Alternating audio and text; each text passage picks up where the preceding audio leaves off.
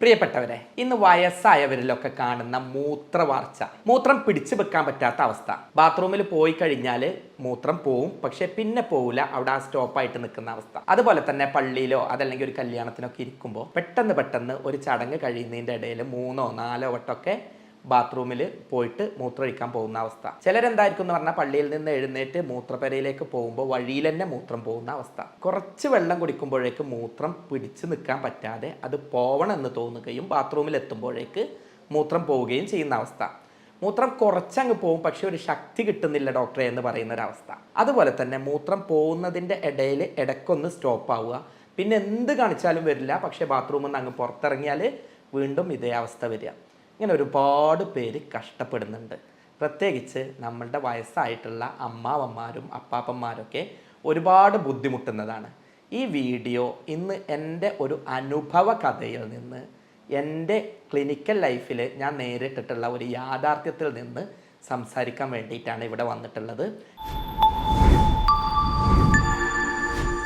ഞാൻ doctor Basil Yusuf, doctor Basil's homeo hospital, Pandikkad, Malappuram ജില്ല. നമ്മുടെ ഓരോ വീഡിയോ ചെയ്യുമ്പോഴും ഇത് സാധാരണക്കാരനായിട്ടുള്ള ആളുകൾ കേട്ടുകൊണ്ട് അവർക്ക് ഇതിൽ നിന്ന് എന്തെങ്കിലും ഗുണം കിട്ടിക്കൊണ്ട് ആരോഗ്യത്തോടെ ജീവിക്കണം എന്നുള്ളതാണ് ആഗ്രഹിക്കുന്നത്. അതിനു വേണ്ടിയിട്ട് അവരെ ഭാഷയിൽ അവർക്ക് മനസ്സിലാവുന്ന രൂപത്തിലാണ് ഓരോ വീഡിയോയും പ്രിപ്പയർ ചെയ്യാറുള്ളത്.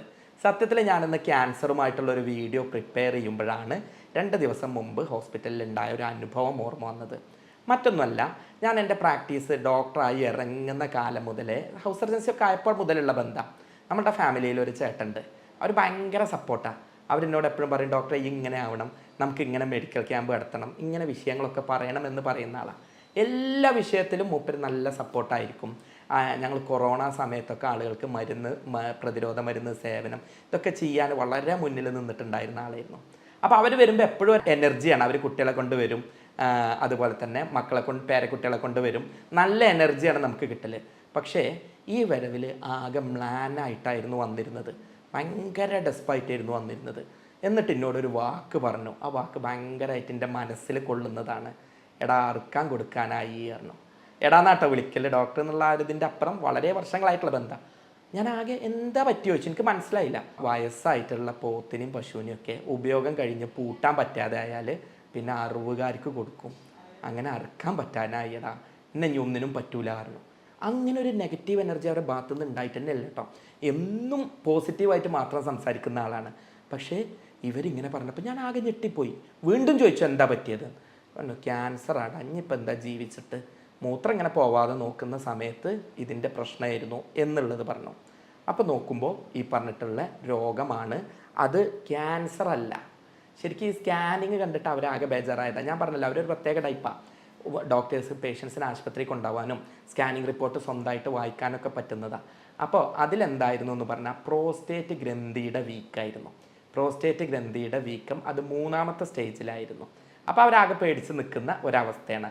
ഇത്തരത്തിലുള്ള കുറേ പേര് നമ്മളുടെയൊക്കെ ഫാമിലിയിലും നമുക്കൊക്കെ ചുറ്റിലുണ്ടാവും. പ്രത്യേകിച്ച് വയസ്സായതുകൊണ്ട് തന്നെ ആകെ നിരാശരായിട്ട്, അയ്യോ യുവത്വം കഴിഞ്ഞല്ലോ, അല്ലോ വയസ്സായല്ലോ, ഇനി എനിക്ക് പൊതുപരിപാടിക്കൊന്നും പോകാൻ പറ്റൂലല്ലോ എന്ന് കരുതി ഒതുങ്ങി നിരാശരായിട്ട് ഇരിക്കുന്നുണ്ട് എന്നുണ്ടെങ്കിൽ, അതല്ലെങ്കിൽ നിങ്ങളുടെ വീട്ടിൽ ഇതുപോലെ വയസ്സായ ആളുകൾ അവരെ പരിപാലിക്കുമ്പോൾ പെട്ടെന്ന് മൂത്രം പോവുക, കുട്ടികളെപ്പോലെ ഒരു കല്യാണത്തിനോ ഒരു യാത്രക്കോ ഒരു പള്ളിയിലേക്കോ ഒരു സ്ഥലത്തേക്കോ പോകാൻ പറ്റാതെ ഇടയ്ക്കിടയ്ക്ക് മൂത്രം പോകുന്ന ആളുകൾ, അതല്ലെങ്കിൽ ഒരു അപകർഷതാബോധം തോന്നുകയാണ്, എന്നെ കൊണ്ട് ഇവരൊക്കെ ഇടങ്ങാറാവും, ഞാൻ യാത്രക്കൊന്നും പോകുന്നില്ല, ഞാൻ ഇനി എങ്ങോട്ടും പോകുന്നില്ല എന്നൊക്കെ പറയുന്ന ആളുകൾ ആരെങ്കിലും ഉണ്ടെങ്കിൽ ഈ വീഡിയോ അവർക്ക് എത്തിക്കുക. അതിനുള്ള പരിഹാരം അത് വീട്ടിലിരുന്ന് മാറ്റാനുള്ളത് മാനേജ്മെൻറ്റ് അല്ല, ഇനി കഴിയില്ല ചികിത്സ എടുക്കണമെങ്കിൽ അതിനെന്ത് ചികിത്സ, ഓപ്പറേഷൻ ഇല്ലാതെ എങ്ങനെയൊക്കെ മാറ്റാമെന്നാണ് ഇന്നത്തെ വീഡിയോ നമുക്ക് ചർച്ച ചെയ്യാനുള്ളത്. പ്രോസ്റ്റേറ്റ് ഗ്രന്ഥിയുടെ വീക്കം എന്നുള്ളത്, നമ്മളുടെ ശരീരത്തിൽ പ്രോസ്റ്റേറ്റ് എന്ന് പറഞ്ഞിട്ടുള്ള ഒരു ഗ്രന്ഥി ഉണ്ട്.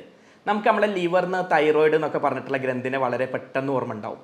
പക്ഷേ പ്രോസ്റ്റേറ്റ് എന്നുള്ള ഗ്രന്ഥി അധികം ആളുകൾ കേട്ടിട്ടുണ്ടാവില്ല. കുറേ ആൾക്കാർ ഞങ്ങളടുത്ത് സ്കാനിങ് കൊണ്ടുവരുമ്പോൾ പറയുന്നുണ്ട്, ഡോക്ടർ ഞാൻ അങ്ങനെ ഒരു സാധനത്തിനെ പറ്റി ആദ്യമായിട്ടാണ് കേൾക്കുന്നത്. ഈ രൂപത്തിൽ സംസാരിക്കുന്ന ആളുകളുണ്ട്. എനിക്കും തോന്നിയിട്ടുണ്ട്, സാധാരണക്കാരന് പെട്ടെന്ന് കേൾക്കേണ്ടി വരാത്ത ഒരു പേരാണ് ഈ പ്രോസ്റ്റേറ്റ് ഗ്രന്ഥി എന്നുള്ളത്. പ്രോസ്റ്റേറ്റ് ഗ്രന്ഥി എന്താണെന്ന് പറഞ്ഞു കഴിഞ്ഞാൽ നമ്മുടെ ശുക്ലോത്പാദനത്തിൻ്റെ ഒരു 30% കോൺട്രിബ്യൂട്ട് ചെയ്യുന്നവരാണ്. നമ്മുടെ സെക്ഷൽ പവറിനെ വൃഷ്ണങ്ങൾ കഴിഞ്ഞാൽ പിന്നീട് കൂടുതൽ സഹായകരമാകുന്ന ഒരു ആക്സസറി സെക്ഷൽ ഗ്ലാൻഡായിട്ട് നമുക്ക് പ്രോസ്റ്റേറ്റ് ഗ്രന്ഥിനെ വേണമെങ്കിൽ പറയാം. പ്രത്യുൽപാദനമാണ് ഇതിൻ്റെ പ്രധാന ഘടകം. ഇതിൻ്റെ പണി പ്രത്യുൽപാദനം, കുട്ടികളെ ഉണ്ടാക്കുക, പുതിയ തലമുറ ജനിപ്പിക്കുക എന്നുള്ളതായതുകൊണ്ട് ചെറിയ കുട്ടികളിൽ ഇത് പ്രവർത്തനം ഉണ്ടാവില്ല. യുവത്വം എത്തുമ്പോഴാണ് ഇത് പ്രവർത്തനം തുടങ്ങുക. ഇതേപോലെ തന്നെ വയസ്സാവുമ്പോൾ ഇതിൻ്റെ പ്രവർത്തനം അവസാനിച്ചുകൊണ്ടിരിക്കും ചെയ്യും. സാധാരണ രീതിക്ക് ഈ പ്രോസ്റ്റേറ്റ് ഗ്ലാൻഡ് അവിടെ സൈലൻ്റ് ആയിട്ട് നിൽക്കും, കുറച്ച് കഴിഞ്ഞാൽ പ്രവർത്തനം അവസാനിപ്പിക്കും. ഇതെവിടെയാണ് നിൽക്കുന്നതെന്ന് പറഞ്ഞു കഴിഞ്ഞാൽ മൂത്രസഞ്ചിൻ്റെ താഴെ മൂത്രനാളി പോകുന്ന ആ ഭാഗത്തായിട്ടാണ് നിൽക്കുന്നത്. അപ്പോൾ ഇതിൻ്റെ നടുവിലൂടെ ആയിട്ടാണ് പോകുന്നത്, മൂത്രനാളി പോകുന്നത്. അപ്പോൾ ഇവൻ വീക്കം വരുമ്പോൾ എങ്ങനെ സംഭവിക്കുക എന്ന് പറഞ്ഞു കഴിഞ്ഞാൽ ഇതിൻ്റെ വീക്കം കൂടുതലായിട്ട് വരുന്ന സമയത്ത് മൂത്രനാളിനെ ബ്ലോക്ക് ചെയ്യും. അപ്പോൾ ശരിക്ക് പ്രോസ്റ്റേറ്റിനാണ് പ്രശ്നം ഉണ്ട് എന്നുണ്ടെങ്കിലും മൂത്രനാളിയിലാണ് അല്ലെങ്കിൽ മൂത്രം പോകുന്നതിലാണ് ഇതിൻ്റെ ലക്ഷണങ്ങൾ കാണിക്കുക. അതല്ലാതെ പ്രോസ്റ്റേറ്റ് വീർത്തിട്ട് പുറത്തേക്ക് വീർത്ത് വരികയോ അല്ലെങ്കിൽ ഹെർണിയ പോലെ തടിച്ച് നിൽക്കുകയൊന്നുമില്ല. പലരും തെറ്റിദ്ധാരണ കേട്ടോ. ഈ രോഗം വരുന്നത് 50 വയസ്സും 55 വയസ്സൊക്കെ ആയ ആളുകൾക്ക് ആയതുകൊണ്ടാണ് വളരെ മനസ്സിലാവുന്ന ഭാഷയിൽ സാധാ രൂപത്തിൽ ഇത് പറഞ്ഞ് മനസ്സിലാക്കുന്നത്. ഇത് വീക്കം വന്നു എഴുതിയിട്ട് ഇങ്ങനെ വീക്കം വലുതായി വയറിങ്ങനെ ചാടി ആ ഭാഗം പൊന്തി വരിക, അവിടെ പൊട്ടിപ്പോവുക, ഹെർണിയ പോലെ വരിക, ഒന്നുമില്ല. രണ്ടാമത് ചില ആളുകൾ പ്രോസ്റ്റേറ്റ് ഗ്രന്ഥി പറഞ്ഞാൽ തെറ്റിദ്ധരിച്ചിട്ടുള്ള വൃഷ്ണാണെന്നാ. എനിക്ക് അങ്ങനെയും പേഷ്യൻ്റ് ഉണ്ടായിരുന്നു. ഡോക്ടറിൻ്റെ മണി പൊന്തിയിട്ടൊന്നുമില്ല, അങ്ങനെയൊന്നും കാഴ്ചയില്ല, പണ്ട് ഒരു വട്ടം വന്നിരുന്നു, ഇപ്പം അങ്ങനെയൊന്നും പൊന്തിയിട്ടില്ല എന്ന് പറഞ്ഞു. വൃഷ്ണങ്ങളല്ല, വൃഷ്ണസഞ്ചിയിലുള്ള സംഗതിയല്ല, മൂത്രസഞ്ചിയുടെ താഴെയായിട്ട് കാണുന്ന മൂത്രനാളി ഉള്ളിൽ കൂടെ കടന്നു പോകുന്ന ആ ഭാഗമാണ് പ്രോസ്റ്റേറ്റ് ഗ്രന്ഥി. സാധാരണ ആളുകളോട് ഇത് ഞാൻ എങ്ങനെ പറഞ്ഞു കൊടുക്കും എന്ന് പറഞ്ഞു കഴിഞ്ഞാൽ, നമ്മളൊരു തക്കാളിൻ്റെ ഉള്ളിൽ കൂടെ അല്ലെങ്കിൽ ഒരു ആപ്പിളിൻ്റെ ഉള്ളിൽ കൂടെ ഒരു കോലിട്ട് പോവുകയാണെങ്കിൽ എങ്ങനെ, ഇതേപോലെ. അപ്പോൾ ആ ആപ്പിളോ തക്കാളിയോ അങ്ങ് ചീർക്കുകയാണെങ്കിൽ ആ കോലിനെ ബ്ലോക്ക് ആക്കില്ലേ, ഇതേപോലെയാണ് ഇതിൻ്റെ പ്രവർത്തനം ഉള്ളത്. അപ്പോൾ ഈ പ്രോസ്റ്റേറ്റ് ഗ്രന്ഥിക്ക് രോഗം വരികയാണെങ്കിൽ ഇത് ആദ്യമായിട്ട് ലക്ഷണങ്ങൾ കാണിക്കുന്നത് മൂത്രത്തിന്മേണ്. ലക്ഷണങ്ങൾ മറ്റൊന്നുമല്ല, മൂത്രം ബ്ലോക്ക് ആവും, അല്ലെങ്കിൽ മൂത്രം പോകാൻ പ്രയാസം ഉണ്ടാവും, അല്ലെങ്കിൽ പെട്ടെന്ന് മൂത്രം പോവും, അതല്ലെങ്കിൽ പെട്ടെന്ന് മൂത്രം ഒഴിക്കണം എന്നുള്ള തോന്നലുണ്ടാവും. ബാത്റൂമിൽ പോയി കഴിഞ്ഞാൽ മൂത്രത്തിനൊരു ശക്തി കിട്ടൂല, മൂത്രം പോയാൽ പിന്നെ ഒരു കൊഴുത്തൊരു സാധനം കുറച്ച് ബാക്കിയാവും. അതേപോലെ തന്നെ രാത്രിയിൽ മൂത്രമൊഴിക്കൽ കൂടും. പിന്നെ അതുപോലെ തന്നെ മൂത്രം സ്റ്റക്കാവും, സ്റ്റോപ്പാവും. അതല്ലെങ്കിൽ കുറച്ച് മൂത്രം ഒഴിക്കാൻ കിട്ടും, പിന്നെ കിട്ടൂല, പിന്നെ ഒന്ന് എന്തെങ്കിലുമൊക്കെ കാണിച്ചിട്ട് വേണം പോകാനും. മൂത്രം ഒഴിച്ച് കഴിഞ്ഞ് റൂമിൽ വന്നൊന്ന് കിടക്കുമ്പോഴേക്ക് പിന്നെയും പോകണം എന്ന് പറയും. വയസ്സായ ആളുകളെ പരിചരിക്കുന്നവർക്ക് ഇത് പെട്ടെന്ന് അറിയാം. അങ്ങനെയുള്ള സംഗതിയാണ് ഇതിൻ്റെ പ്രധാന ലക്ഷണം. പിന്നെ ബ്ലഡ് വരാറുണ്ട്, പെയിന് വരാറുണ്ട്, ഇതും ഇതിൻ്റെ കൂടെ ആയിട്ട് കാണാറുണ്ട്. അപ്പോൾ ഈ രോഗം പറയുമ്പോൾ ഇതേ ലക്ഷണമുള്ള പലരും പെട്ടെന്ന് എല്ലാം ഇത് ഈ രോഗമാണോ എന്നുള്ളത് സംശയിക്കാതിരിക്കാൻ ഈ ലക്ഷണങ്ങൾ മറ്റ് പല രോഗങ്ങളിലും കാണാറുണ്ട്. കിഡ്നി രോഗമുള്ളവരിൽ, സ്റ്റോൺ ഉള്ളവരിൽ, മൂത്രക്കടച്ചിലുള്ളവരിൽ, അതുപോലെ തന്നെ ഞരമ്പിൻ്റെ പ്രശ്നങ്ങളുള്ളവർക്കൊക്കെ മൂത്രം കരുതി അത്ര പിടിച്ചു നിർത്താനും അതല്ലെങ്കിൽ പോകാൻ പറ്റാത്തൊക്കെ അവസ്ഥകളൊക്കെ ഉണ്ടാവാറുണ്ട്. പക്ഷേ ഈ പറഞ്ഞിട്ടുള്ള ലക്ഷണങ്ങൾ സാധാരണയായിട്ട് ഇതിനാണ് കാണാറുള്ളത്. അപ്പോൾ നമ്മൾ എന്ത് ചെയ്യണം, ഇതുകൊണ്ട് തന്നെയാണോ വരല്, അത് ഈ രോഗം കൊണ്ട് തന്നെയാണോ എന്നുള്ളത് ഉറപ്പുവരുത്തണം. അപ്പോൾ അതിന് ചെയ്യാനുള്ള ഏറ്റവും പ്രധാനപ്പെട്ട പണി, ആദ്യം ഒന്ന് നമ്മളുടെ മൂത്രം പരിശോധിക്കുക. മൂത്രത്തിൽ അണുബാധ ഉണ്ടോ, മൂത്രത്തിൽ അണുബാധ വന്ന് മൂത്രക്കടച്ചിൽ, മൂത്രച്ചൂട് എന്നൊക്കെ പറഞ്ഞിട്ടുള്ള രോഗം കൊണ്ടൊക്കെയാണ് വന്നത് എന്നുള്ളത് നോക്കുക. ചിലപ്പോൾ വെള്ളം കുടിക്കായിട്ടായിരിക്കും, അല്ലെങ്കിൽ സെക്ഷലി ഇതാക്കിയിട്ടുള്ള വല്ല ഇൻഫെക്ഷനൊക്കെ വന്നിട്ടുള്ളതായിരിക്കും, അല്ലെങ്കിൽ മൂത്രമൊഴിച്ചപ്പോൾ ബാത്റൂം കോമൺ ആയിട്ട് അവിടുന്ന് ഇൻഫെക്ഷൻ കയറിയതായിരിക്കാം, അല്ലെങ്കിൽ മൂത്രം പിടിച്ചു വെച്ചാൽ അത് ഇന്നർ വെയറിലായിട്ട് ഇൻഫെക്ഷൻ വന്നിട്ട് വരാം. അത് ഒന്നാമത്തെ സാധ്യത. അപ്പോൾ അത് ഒഴിവാക്കാൻ വേണ്ടിയിട്ട് ആദ്യം മൂത്രം പരിശോധിക്കുക. രണ്ടാമത്തെ രക്തം പരിശോധിക്കുക. അതിൽ തന്നെ രക്തം റുട്ടീനായിട്ടുള്ള ബ്ലഡ് എക്സാമിനേഷൻസ് നോക്കുക, ഇൻഫെക്ഷൻസ് എന്തെങ്കിലും ഉണ്ടോ, ഷുഗർ ഉണ്ടോ എന്നുള്ളത് നോക്കുക. കാരണം ഷുഗറുള്ള ആളുകൾക്കും ഈ പ്രശ്നങ്ങളൊക്കെ വരും. അപ്പോൾ ഷുഗർ ഉണ്ടോ ഇല്ലയോ എന്നുള്ളത് നോക്കുക. ഇത് കഴിഞ്ഞിട്ടും ഇല്ല എന്ന്, ഇതൊക്കെ നോർമലാണെങ്കിൽ പിന്നെ ചെയ്യാവുന്ന വേറെ കുറച്ച് ടെസ്റ്റുകളുണ്ട്. PSA എന്ന് പറഞ്ഞിട്ടുള്ളൊരു ടെസ്റ്റ് ഉണ്ട്. അത് നോക്കിക്കഴിഞ്ഞാൽ ഇത് രക്തത്തിൽ നോക്കുന്നതാണ്, എല്ലാ ലാബിലും ചെയ്യാൻ പറ്റും. അപ്പോൾ നമുക്കറിയാൻ പറ്റും ഇത് പ്രശ്നങ്ങളുണ്ടോ, ഇത് കൂടുതലുണ്ടോ, അല്ല ഇനി ഇതൊക്കെ ക്യാൻസറിലേക്ക് പോകുന്നുണ്ടോ, അല്ല ഇത് പ്രായത്തിനനുസരിച്ച് നോർമലാണോ എന്നുള്ളത്. ഇതൊരു 10ൻ്റെ ഒക്കെ മേലെയാണെങ്കിൽ നമ്മൾ എന്ത് ചെയ്യണം, നന്നായിട്ട് ശ്രദ്ധിക്കണം. 4ൻ്റെയും 10ൻ്റെയും ഇടയിലാണ് എന്നുണ്ടെങ്കിൽ അവർ സൂക്ഷിക്കണം, നമുക്ക് തിരിച്ചു കൊണ്ടുവരാൻ പറ്റും, കൺട്രോൾ ചെയ്യാൻ പറ്റും. 4ൻ്റെ താഴെയാണെങ്കിൽ അത് പേടിക്കേണ്ടതുമില്ല. അപ്പോൾ ഇത് പലരും എന്തുണ്ടാവും, 4 നോർമൽ എന്ന് കരുതി 5 ആകുമ്പോഴേക്ക് ക്യാൻസർ ആണോ കരുതി വരുന്നവരുണ്ടാവും. ഈ പറഞ്ഞ പേഷ്യൻ്റൊക്കെ ആ കാറ്റഗറിയിൽ പെട്ടതായിരുന്നു. അങ്ങനെ ഓടി ബേജാറാവേണ്ട കേസുകളൊന്നുമില്ല. അതൊക്കെ നമുക്ക് ഓരോ ഓപ്പറേഷനും ഇല്ലാതെ തന്നെ ചികിത്സിച്ച് കൺട്രോൾ ചെയ്ത് മാറ്റിയെടുക്കാൻ പറ്റുന്നേ ഉള്ളൂ. അതിൻ്റെ ഓരോ കാര്യങ്ങൾ എന്താ ചെയ്യേണ്ടത്, എന്താ ചികിത്സ, എങ്ങനെയാണ് ഓപ്പറേഷൻ ഒഴിവാക്കുക എന്നുള്ളതൊക്കെ ഞാൻ ഓരോന്നായിട്ട് പറഞ്ഞു തരാം. അടുത്തൊരു ടെസ്റ്റ് പിന്നെ നമ്മളുടെ സാധാരണ യൂറോഫ്ലോമെട്രി പറഞ്ഞിട്ടുള്ളൊരു ടെസ്റ്റ് ഉണ്ട്.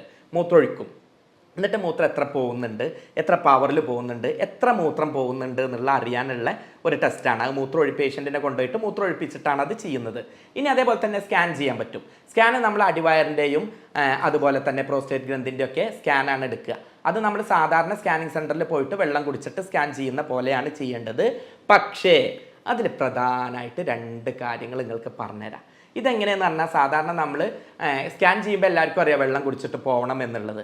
അപ്പോൾ എല്ലാവരും ഇതെങ്ങനെ ചെയ്യാറുണ്ടാൽ ആദ്യം വയറ് ഫുള്ളാക്കി മൂത്രം ഒഴിക്കാൻ മുട്ടിയിട്ട് പോയിട്ട് സ്കാൻ ചെയ്യും. എന്നിട്ട് മുഴുവൻ മൂത്രം ഒഴിച്ചിട്ട് പോയിട്ട് വന്നിട്ട് രണ്ടാമതും സ്കാൻ ചെയ്യും. അപ്പോൾ 2 കാര്യം അറിയാം. മൂത്രസഞ്ചിയിൽ എത്ര വെള്ളം കെട്ടി നിൽക്കുന്നുണ്ട്, അത് എത്രത്തോളം ഇത് എൻലാർജഡ് ആണ് എന്നുള്ളത് അറിയാം. എന്നിട്ട് മൂത്രം ഒഴിച്ചു വരും. അപ്പോൾ മൂത്രം എത്ര ബാക്കിയാവുന്നുണ്ട്, എത്ര മൂത്രം ഒഴിച്ചാൽ പോകുന്നുണ്ട്, വേറെ എത്ര ഉണ്ടാവുന്നുണ്ട്, ആ ഉണ്ടായത് വളരെയേറെ ബാക്കിയാവുണ്ടോ ഇല്ല എന്നുള്ളത് അറിയാൻ പറ്റും. അപ്പോൾ അതിന് വേണ്ടിയിട്ടാണ് നമ്മൾ എന്ത് ചെയ്യുന്നത്, 2 പ്രാവശ്യമായിട്ട് ചെയ്യുന്നത്. ഇത് മിക്ക ആളുകൾക്കും ഇതിൽ പറ്റുന്ന ഒരു അബദ്ധം ഉണ്ട് കേട്ടോ. ഇന്ന് ഇതിനൊന്നും സമയമില്ലാത്ത കാലമല്ലേ, ആർക്കാനും വേണ്ടിയിട്ട് ടെസ്റ്റ് ചെയ്യാന്ന് പറഞ്ഞിട്ട് അല്ലെങ്കിൽ 2 വട്ടം ടെസ്റ്റ് ചെയ്യാറിട്ട് ചെയ്യുന്നല്ലേ. അപ്പോൾ അതുകൊണ്ട് മിക്കവാറും ഇത്തരം ആളുകളെ കൊണ്ടുപോകുന്നത് വീട്ടിലൊരു വയസ്സായ ആളുണ്ടെങ്കിൽ മക്കളായിരിക്കും കൊണ്ടുപോകുക. ഇവനെന്ത് ചെയ്യും, സ്കാൻ ചെയ്യാൻ പറഞ്ഞിരിക്കണോ ഓക്കെ പോവും. അവിടെ എത്തുമ്പോൾ ഡോക്ടർ ചോദിക്കും വെള്ളം കുടിച്ചോ, മൂത്രമൊഴിക്കാൻ മുട്ടട്ടെ. അപ്പോൾ ഇവനെന്ത് ചെയ്യും, ഒരു കുപ്പി ഒന്നാകെ അപ്പാപ്പനെ കൊണ്ട് വെള്ളം കുടിപ്പിക്കും. അപ്പാപ്പൻ പറയും ഓക്കെ മൂത്രമൊഴിക്കാൻ മുട്ടുന്നുണ്ട് പോവുക എന്ന്, പോയിട്ട് ടെസ്റ്റ് ചെയ്യും. പിന്നെ കുറച്ചു നേരം കഴിഞ്ഞ് വന്ന് വീണ്ടും ടെസ്റ്റ് ചെയ്യും. അപ്പോൾ സ്വാഭാവികമായിട്ടും അപ്പോൾ മൂത്രസഞ്ചി എംപ്റ്റി ആവില്ല. കാരണം എന്താ അറിയോ, നേരത്തെ ഒന്നാകെ വെള്ളം കുടിച്ച് കയറ്റിക്കുകയാണ്. അതിൻ്റെ എഫക്റ്റിലാണ് പുതിയ മൂത്രസഞ്ചിയിൽ മൂത്രം ബാക്കിയുണ്ടെന്ന് കാണുക. അപ്പോൾ നമ്മളത് കണ്ടിട്ട് എന്താ കരുതുക, രോഗം ഉണ്ടെന്ന് കരുതും. അപ്പോൾ അനാവശ്യമായിട്ട് രോഗമില്ലാതെ രോഗിയാവാൻ ഇത് കാരണമാകും എന്നുള്ളതുകൊണ്ട് വളരെ ശ്രദ്ധിക്കുക. കുറച്ച് വെള്ളമായിട്ട് കുടിച്ച് കൊണ്ടുവന്ന് വയറ് നിറച്ച് മൂത്രമൊഴിപ്പിക്കാൻ മുട്ടുക. അങ്ങനെ ആ സമയത്ത് പോയിട്ട് സ്കാൻ ചെയ്യുക. ചിലരെന്താ ചെയ്യുക, സ്കാനിങ് സെൻറ്ററിൽ 8 മണിക്കാണ് എത്തുക, ഡോക്ടർ 9 മണിക്ക് പോവും. അപ്പോൾ അല്ലെങ്കിൽ 8:15 പോവും. അപ്പോൾ വേഗം വെള്ളം കുടിച്ച് നിറക്കും. അങ്ങനെയല്ല, നിങ്ങൾ എവിടെയാണോ സ്കാൻ ചെയ്യാൻ ഉദ്ദേശിക്കുന്നത് അവരോട് സമയം പറഞ്ഞ് വയസ്സായ ഉപ്പാനെ ആ സമയം അവിടെ കൊണ്ടുപോയി അതിനനുസരിച്ച് തയ്യാറായിട്ട് പോവുക. കാരണം അപ്പുറത്തൊരു രോഗിയാണ് ഇരിക്കുന്നത്, അയാളെ സംബന്ധിച്ച് അത്രയും പ്രയാസമാണ് ഉണ്ടാവുക. നിങ്ങൾക്കിത് പോകുന്നതും വരുന്നതും സമയമൊക്കെ നോക്കിയിട്ടായിരിക്കും. പക്ഷേ ഈ പാവം മൂത്രമൊഴിക്കാൻ മുട്ടി ചിലപ്പോൾ ഡോക്ടറെ കാത്തിരിക്കുന്നവരെ മൂത്രം പിടിച്ചു നിൽക്കും, ചിലപ്പോൾ നിന്നെടുത്തുനിന്ന് മൂത്രം പോകും. ഈ മൂത്രം പോകുക എന്നുള്ളതിൽ വയസ്സായവർക്കൊരു സൈക്കോളജി ഉണ്ട്. അത് ഈ രോഗം പറയുമ്പോൾ പറയാതെ വയ്യ. വലിയ മക്കളെയൊക്കെ കിടുകിടാ വിറപ്പിച്ച ആളായിരിക്കും. പക്ഷേ ഒരു വട്ടം മൂത്രം പോകുമ്പോൾ അയാൾ മാനസികമായിട്ട് അങ്ങ് ഇല്ലാതെ ആവുകയാണ്. ചിലപ്പോൾ മരുമക്കളോ അല്ലെങ്കിൽ പേരക്കുട്ടികളോ അല്ലെങ്കിൽ പേരക്കുട്ടിയുടെ ഭാര്യയൊക്കെ ആയിരിക്കും ഈ മൂത്രം തുടക്കുക. അവരെ സംബന്ധിച്ച് സ്വന്തം ഡ്രസ്സ് പോലും സ്വന്തമായി അലക്കിയ ആളുകളായിരിക്കും. അങ്ങനത്തെ അഭിമാനികളായിട്ടുള്ള ആളുകൾക്ക് ഇത് പരസ്യമായിട്ട് ഇങ്ങനെ ആകുമ്പോൾ അവർ പറയും സ്കാൻ ചെയ്തിട്ടില്ലെങ്കിൽ വേണ്ടില്ല ഡോക്ടറെ, അത് ചെയ്യാൻ വയ്യ എന്ന് പറയും. അപ്പോൾ അതുകൊണ്ടാണ് വിശദമായിട്ട് ഇത് പറയുന്നത്. നമ്മളെ വീട്ടിൽ ഒരാളുണ്ടെങ്കിൽ എങ്ങനെ ചെയ്തു കൊടുക്കുക എന്നുള്ള അർത്ഥത്തിലാണ് ഓരോ മുക്കും മൂലയും ഇടവിട്ട് വീഡിയോ നീട്ടി വലിച്ചു വരുന്നത്. ഇതിൻ്റെ താഴെ കമൻ്റ് ഉണ്ടാവും, ഡോക്ടർ ഇതൊക്കെ എനിക്ക് അറിയണമല്ലേ, ഇതൊക്കെ എന്തിനാ പറയണേ, എന്തിനാ അങ്ങനെ വീഡിയോ ലെങ്ത് ആക്കണേ എന്നുള്ളത്. ഒറ്റ വാക്കിലേ പറയാനുള്ളൂ. സാധാ ആളുകൾ കഷ്ടപ്പാട് അനുഭവിച്ച് ആശുപത്രിയിലൊക്കെ വന്ന് ബുദ്ധിമുട്ടാറുണ്ട്. ഇങ്ങനത്തെ രോഗികളോട് ഞാൻ ആശുപത്രിക്ക് വരുമ്പോൾ പറയും, നിങ്ങൾ നേരത്തെ വിളിച്ച് ബുക്കിംഗ് വാങ്ങുമ്പോൾ പറയുക ഇങ്ങനെയാണ്, ഇയാൾക്ക് മൂത്രമൊഴിക്കാൻ പ്രയാസമുണ്ട്, നിങ്ങൾ അതിനനുസരിച്ച് ചെയ്യൂ എന്നുള്ളത് പറയാം. അതേപോലെ തന്നെ കാത്തിരിക്കുന്ന മറ്റ് രോഗികൾ ഇത്തരക്കാരുണ്ടെങ്കിൽ അവരെ പരിഗണിക്കുക. കാരണം നമുക്ക് ചിലപ്പോൾ പ്രശ്നങ്ങൾ ഉണ്ടാവാം ഡോക്ടറെ കാണാൻ, പക്ഷേ ഇവരെ പ്രശ്നങ്ങൾ അതിലും വലുതാണ് എന്ന് പറഞ്ഞ് അവരൊന്ന് ഉൾക്കൊള്ളാനും കൂടെ തയ്യാറാവുക. അപ്പോൾ അതുകൊണ്ടാണ് സാധാരണക്കാരനെ ഇറങ്ങി വന്ന് ഓരോ ദിവസം ഇത്തരം രോഗികളെ കാണുന്ന ആളുകളോട് ഒരാളോട് ഇടപഴകുന്ന നിലക്കാണ് ഈ സംസാരിക്കുന്നത്. വെറുതെ ബുക്കിൽ പഠിച്ച കുറേ കാര്യങ്ങൾ അവിടെ പ്രസംഗിക്കുന്നതല്ല, കൃത്യമായിട്ട് അവരുടെ പ്രയാസങ്ങളിലേക്ക് ഇടപഴകുന്നത് കൊണ്ടാണ് പറയുന്നത്. ആദ്യം സ്കാൻ ചെയ്യുമ്പോൾ നേരത്തെ ബുക്ക് ചെയ്തിട്ട് അവരോട് ടൈം പറഞ്ഞ് വെള്ളം മെല്ലെ മെല്ലെ മെല്ലെ കുടിച്ച് മൂത്രമൊഴിക്കാൻ മുട്ടുന്ന രൂപത്തിലേക്ക് ആക്കിക്കൊണ്ടുപോവുക. രണ്ടാമത് ഇത് കഴിഞ്ഞ് നല്ലോണം മൂത്രമൊഴിപ്പിക്കുക. എന്നിട്ട് കാലിയാക്കി വന്നിട്ട് വീണ്ടും ടെസ്റ്റ് ചെയ്യുക. നേരത്തെ മറിച്ച് ഒറ്റയടിക്ക് അപ്പം നമുക്ക് മൂത്രം എത്ര പോണുണ്ട്, എത്ര മൂത്രം ബാക്കിയാവും എന്ന് മനസ്സിലാവും. ഇത് നിങ്ങൾ മനസ്സിലാക്കേണ്ടത് നമ്മളുടെ മൂത്രസഞ്ചിയുടെ ടോട്ടൽ കപ്പാസിറ്റിയുടെ ഒരു 10% നമുക്കൊക്കെ എത്ര മൂത്രം ഒഴിച്ചാലും ബാക്കി ഉണ്ടാവും. അത് വലിയ പ്രശ്നമല്ല, ഒരു 20-30 മില്ലിയൊക്കെ ബാക്കി ഉണ്ടാവും. നമ്മളതൊക്കെ അങ്ങനെയാണ്. എന്നാൽ ഒരാൾ മൂത്രമൊഴിച്ച് കഴിഞ്ഞിട്ട് പിന്നെ 200 മില്ലി അല്ലെങ്കിൽ 150 മില്ലി ബാക്കിയാണെങ്കിലോ വീണ്ടും കുറച്ച് വെള്ളം കുടിക്കുമ്പോഴേക്ക് അല്ലെങ്കിൽ കുറച്ച് മൂത്രം ഫോം ചെയ്യുമ്പോഴേക്ക് അത് അനിയന്ത്രിതമായിട്ട് പോവും. അപ്പോൾ ഈ സ്കാനിങ് അതിന് വേണ്ടിയിട്ട് ചെയ്യുന്നതാണ്. പിന്നെ വേറെ ക്യാമറയൊക്കെ ഇട്ടിട്ട് നോക്കുന്ന സിസ്റ്റോസ്കോപ്പി പോലുള്ള ടെസ്റ്റുകൾ, വലിയ MRI പോലുള്ള ടെസ്റ്റുകളൊക്കെ ഉണ്ട്.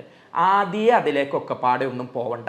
ഏറ്റവും ബേസിക്കായിട്ട് മൂത്രാശയ അണുബാധയാണോ, കിഡ്നിൻ്റെ അണുബാധയാണോ, അതല്ലെങ്കിൽ ഇതുകൊണ്ട് വേറെ എന്തെങ്കിലും പ്രശ്നങ്ങളുണ്ടോ, അതല്ല സാധാ 1-2 ദിവസം ഭക്ഷണം കഴിച്ചിൽ മാറ്റം, വെള്ളം കുടിച്ചിൽ മാറ്റമൊക്കെ ആയിട്ട് വന്നതാണോ ഈ രോഗം എന്നുള്ളത് ഇത്തരത്തിൽ രക്തപരിശോധനയിലൂടെയും സ്കാനിങ്ങിലൂടെയും യൂറോഫ്ലോമെട്രി എന്ന് പറഞ്ഞിട്ടുള്ള മൂത്രമൊഴിച്ച് ചെയ്യുന്നതിലൂടെയും അറിയാൻ കഴിയും.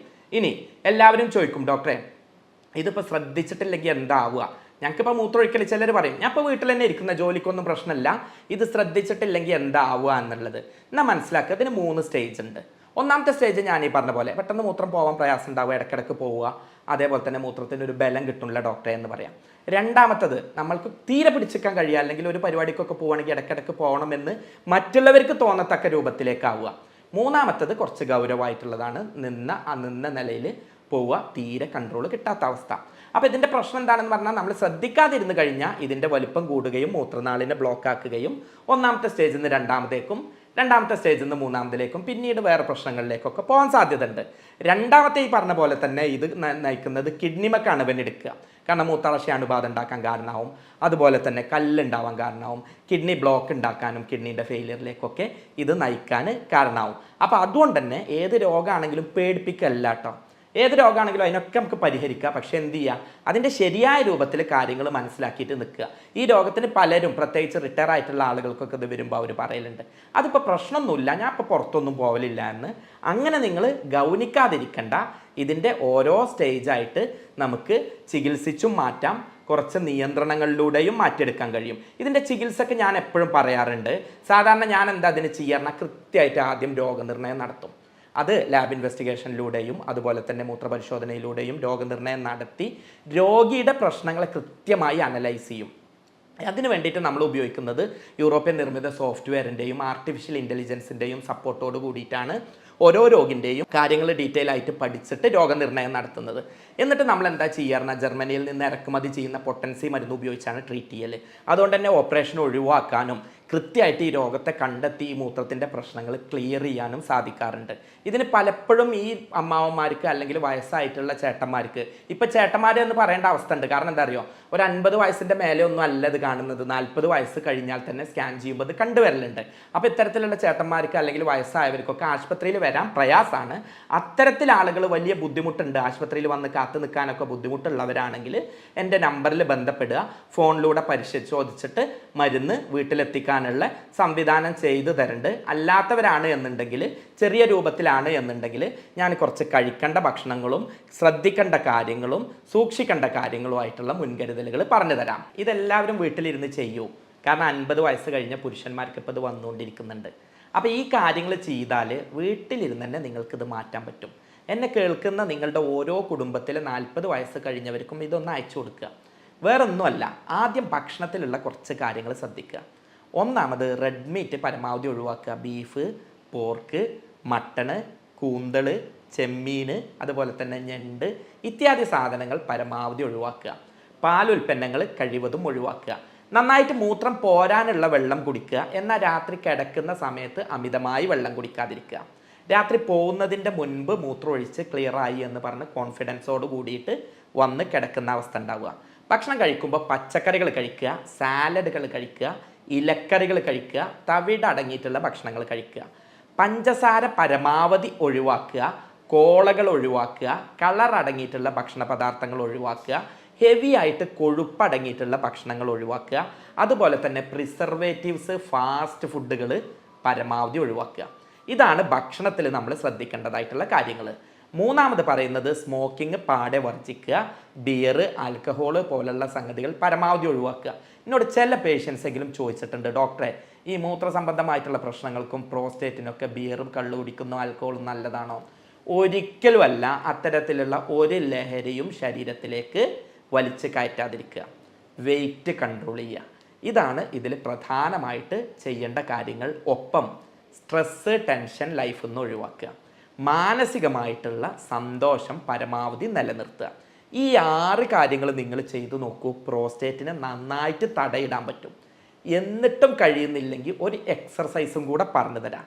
ഞാൻ കുറേ വീഡിയോകൾ സെർച്ച് ചെയ്ത് നോക്കി. ഓരോ വീഡിയോ ചെയ്യുമ്പോഴും ഞാൻ ബാക്കിയുള്ളവർ പറയാത്ത കാര്യങ്ങൾ നിങ്ങൾക്ക് പറഞ്ഞു തരണം. എന്നിൽ നിന്ന് നിങ്ങൾക്ക് കിട്ടാത്ത ഒരു കാര്യമെങ്കിലും കിട്ടണം എന്ന് കരുതിയിട്ടാണ് ഈ വീഡിയോ ചെയ്യുന്നത്. ഞാൻ കണ്ടപ്പോൾ അധികം കണ്ടില്ല, എൻ്റെ കാണായ്മ ആയിരിക്കാം. ഇന്നെ കൊണ്ട് ഗുണം കിട്ടട്ടെ എന്ന് കരുതിയിട്ടാണ്, അല്ലാതെ മേനി പറയാൻ വേണ്ടിയിട്ടല്ല പറയുന്നത്. ഒരു സിമ്പിൾ എക്സർസൈസ് ഉണ്ട്.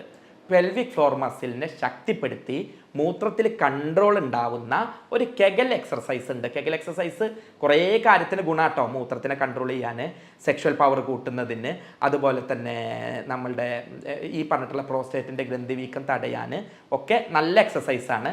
ആ എക്സസൈസ് നിങ്ങൾക്കൊക്കെ ചെയ്യാം.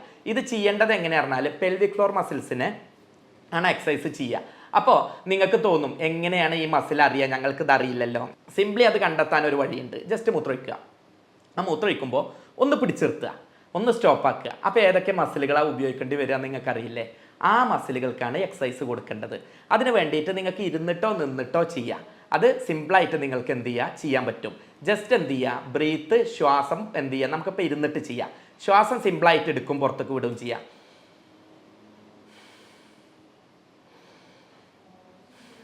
എന്നിട്ട് ആ മസിലിനെ ഒന്ന് പിടിച്ച് സ്ട്രോങ് ആയിട്ടൊന്ന് നിർത്തുക. ഒരു മിനിറ്റ് ഒന്ന് പിടിച്ച് നിർത്തുക,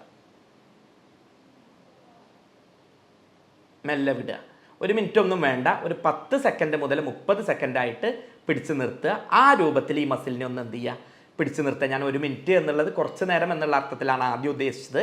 അപ്പോൾ ഒരു 10 സെക്കൻഡ് മുതൽ 30 സെക്കൻഡ് വരെ റിലാക്സ് ചെയ്യുക. വീണ്ടും അത് റിപ്പീറ്റ് ചെയ്യുക. ഇങ്ങനെ ദിവസവും ഒരു 15 പ്രാവശ്യം രാവിലെയും ദിവസവും ഒരു 15 പ്രാവശ്യം വൈകുന്നേരവും ചെയ്യുകയാണെങ്കിൽ ഇങ്ങനെ തുടർച്ചയായിട്ട് നിങ്ങളൊരു 45 ദിവസം അങ്ങ് ചെയ്യും. എന്നിട്ട് ഇതിൻ്റെ താഴെ കമൻ്റ് ഇടും. നിങ്ങൾക്ക് മൂത്രത്തിൽ ചെറിയ തരത്തിലുള്ള പ്രോസ്റ്റേറ്റിൻ്റെ തുടക്കമാണെങ്കിൽ ഇത് തന്നെ നിങ്ങൾക്ക് ധാരാളമാണ്.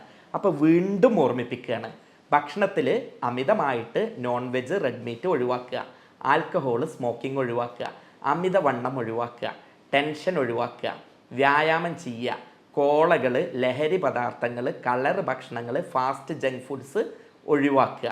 ഭക്ഷണത്തിൽ തവിട് അടങ്ങിയിട്ടുള്ള ഭക്ഷണം, പച്ചക്കറികൾ, ഇലക്കറികൾ, സാലഡുകൾ ഉപയോഗിക്കുക. പെൽവിക് ഫ്ലോർ മസിൽസിന് എക്സർസൈസ് ആയിട്ടുള്ള കെഗൽ എക്സർസൈസ് കൊടുക്കുക. ഇങ്ങനെയാണെങ്കിൽ നിങ്ങളുടെ പ്രോസ്റ്റേറ്റ് എന്ന് പറഞ്ഞിട്ടുള്ള പ്രശ്നം പമ്പ കിടക്കും. ഞാൻ പറഞ്ഞല്ലോ, ഇനി ഫസ്റ്റ് സ്റ്റേജിലൊക്കെ ആണെങ്കിൽ ഈ പറഞ്ഞ ശ്രദ്ധ തന്നെ ധാരാളമാണ്. സെക്കൻഡ് സ്റ്റേജിലാണെങ്കിൽ മെഡിസിനും സൂപ്പർവിഷനും അത്യാവശ്യമാണ്. മൂന്നാമത്തേതാണെങ്കിൽ നിർബന്ധമായും ഇതിൻ്റെ കറക്റ്റായിട്ടുള്ള കാര്യങ്ങൾ ചെയ്യണം. ഒരു വിദഗ്ധൻ്റെ നേതൃത്വത്തിലാണ് ഇത് ചെയ്യേണ്ടത്. അപ്പോൾ ഈ വിഷയത്തിൽ പ്രത്യേകം ഓർമ്മിപ്പിക്കുകയാണ്. പലരും ബുദ്ധിമുട്ടുണ്ടാവും, അയ്യോ ഇതൊക്കെ കാട്ടിയിട്ടും കുറവില്ല എന്നുണ്ടെങ്കിൽ നിരാശപ്പെടുകയൊന്നും വേണ്ട. ഇത് ക്യാൻസർ അല്ല, ഇതും കിഡ്നിയുടെ ഫെയിലിയറും സംഗതികളും ഒന്നുമല്ല. പക്ഷേ ശ്രദ്ധിച്ചിട്ടില്ലെങ്കിൽ ഈ പറഞ്ഞിട്ടുള്ള രൂപത്തിലേക്ക് എത്താൻ സാധ്യത ഉണ്ട് എന്നുള്ളതുകൊണ്ട് ഇതൊക്കെ കഴിച്ചിട്ട് മാറാതെ നിൽക്കുന്ന പ്രയാസപ്പെടുന്ന ആളുകൾക്ക് കുറഞ്ഞ ഒരു 6 മാസം മുതൽ 8 മാസമൊക്കെ ചികിത്സിക്കുമ്പോൾ തന്നെ നല്ല മാറ്റം കാണുന്ന, പിന്നീട് പ്രശ്നമൊന്നുമില്ലാതെ സുഖമായിട്ട് പള്ളിക്കോ യാത്രയിലേക്കോ കുടുംബ പരിപാടികൾക്കോ ഒക്കെ പോകാൻ പറ്റുന്ന കൃത്യമായിട്ടുള്ള ചികിത്സകൾ ഇതിന് ലഭ്യമാണ്. ഇനി ഇതിന് വരാൻ പ്രയാസമുള്ളവർ എന്നെ വാട്സപ്പിൽ ബന്ധപ്പെടുക, ഓൺലൈനിലൂടെ പരിശോധിച്ച് മരുന്ന് വീട്ടിലെത്തിക്കാനുള്ള സംവിധാനമുണ്ട്. അതല്ല നിങ്ങൾക്ക് ഈ പറഞ്ഞിട്ടുള്ള കാര്യങ്ങളിലൂടെ തന്നെ നിയന്ത്രിക്കാൻ പറ്റുകയാണെങ്കിൽ ഒരു ഡോക്ടർ എന്നുള്ള നിലക്ക് ഞാൻ ഏറ്റവും കൂടുതൽ തൃപ്തനാണ്. നിങ്ങളെ ഓരോ വീഡിയോയിലും ഇത്തരത്തിലുള്ള അവയർനെസ് തന്ന് നിങ്ങളെ രോഗി അല്ലാതിരിക്കുകയും വരാനുള്ള രോഗത്തെ പറഞ്ഞ് മനസ്സിലാക്കി തന്ന് രോഗി അല്ലാതെയാക്കുകയും രോഗമുള്ളവരുടെ രോഗം കുറച്ചെടുക്കുകയും ചെയ്യുക എന്നാണ് ആഗ്രഹിക്കുന്നത്. അതിനുവേണ്ടി ഈ വീഡിയോ പരമാവധി ആളുകളിലേക്ക് എത്തിക്കുക. സ്നേഹത്തോടെ doctor Basil Yusuf, doctor Basil's homeo hospital, Pandikkad, Malappuram ജില്ല.